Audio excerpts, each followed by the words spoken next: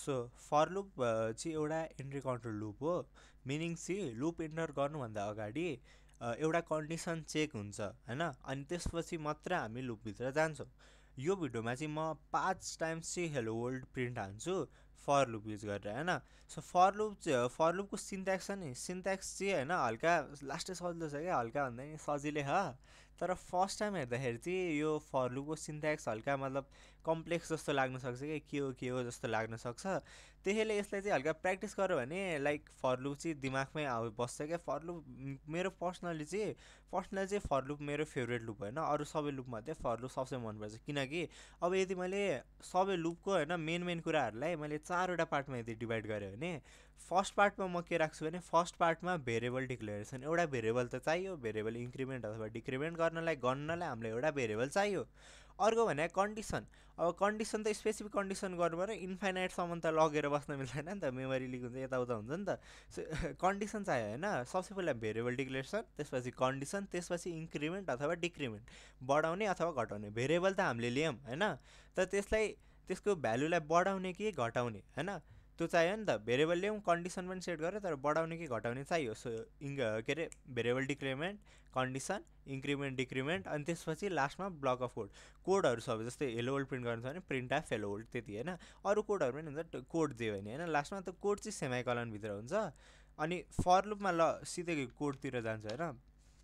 So for लेख्छु, अनि for loop चाहिँ यति हो होइन। अब हामीले यो सेमाइकलनभित्र चाहिँ होइन हाम्रो कोड जे छ त्यो लेख्छ होइन। जस्तै अहिलेको condition print F hello world, तर यसमा अहिले जान्न, अहिले यसलाई गर्दा मात्र हुन्छ। हेलो वर्ल्ड अहिले प्रिन्ट एफ गर्छु होइन, यसलाई मैले प्रिन्ट एफ HELLO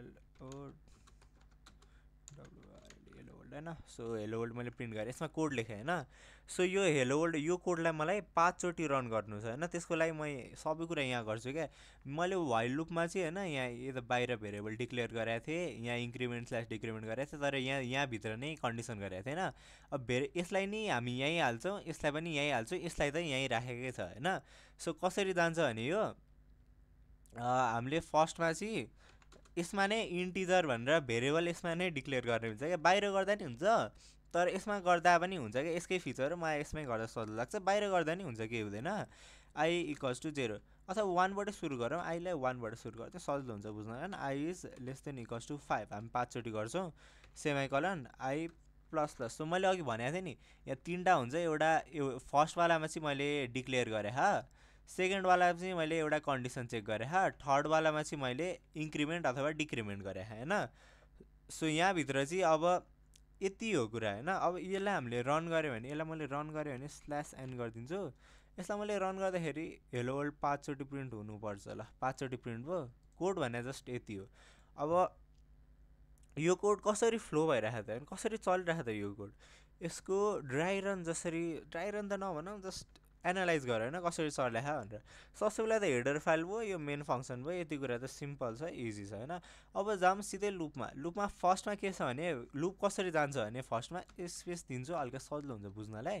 लुपमा चाहिँ कसरी जान्छ भने फर्स्टमा चाहिँ योवाला हेरिहाल्छ होइन, योवाला इन्ट आई इक्वल्स टु 1 भन्छ। अनि यो यति कुरा याद राखौँ, फर्स्टवाला जुन छ नि भेरिएबल डिक्रेसनवाला, यो चाहिँ पुरै एउटा लुप चल्नुको पुरै एउटा लुपको होइन एकचोटि मात्र एक्जिक्युट हुन्छ, एकचोटि मात्र क्या। जहिले चोटि होइन भेरिएबल डिक्लेयर गर्दै आईको भ्यालु 1 राख भने त आईको भ्यालु जस्तै 2 पुग्छ, यता आइसक्दाखेरि फेरि 1 राखिदिन्छ।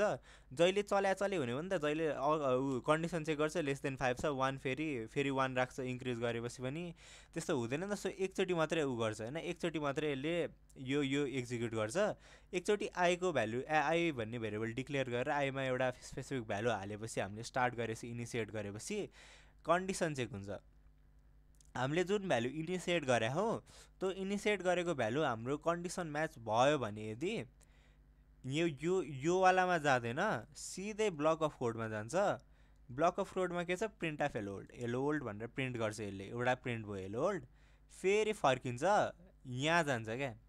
यहाँ गएर आईको भ्यालु बढाइन्छ, यहाँ गएर बढाउँछ, अनि फेरि यता जाँदैन सिधै यता आउँछ, कन्डिसन चेक गर्छ। आईको भ्यालु बढेपछि चाहिँ अब कन्डिसन म्याच भयो कि भएन त, बढेपछि कन्डिसन म्याच भयो, 2 छ, कन्डिसन म्याच भयो भने यता आउँछ प्रिन्ट गर्छ 3 हुन्छ। अब बढ्यो 3 भयो, कन्डिसन चेक गर्छ, ट्रु भयो नि कन्डिसन। सो प्रिन्ट एफ गर्छ, 4 हुन्छ प्लस गरेपछि कन्डिसन चेक हुन्छ, ट्रु हुन्छ, प्रिन्ट गर्छ, 5 हुन्छ कन्डिसन चेक गर्छ, इक्वल्स टु 5 छ नि त, सो प्रिन्ट गर्छ, 6 हुन्छ कन्डिसन चेक गर्छ, लेस देन इक्वल्स टु 5 भएन, अब सक्यो बाहिर आउँछ, रिटर्न 0 गर्छ।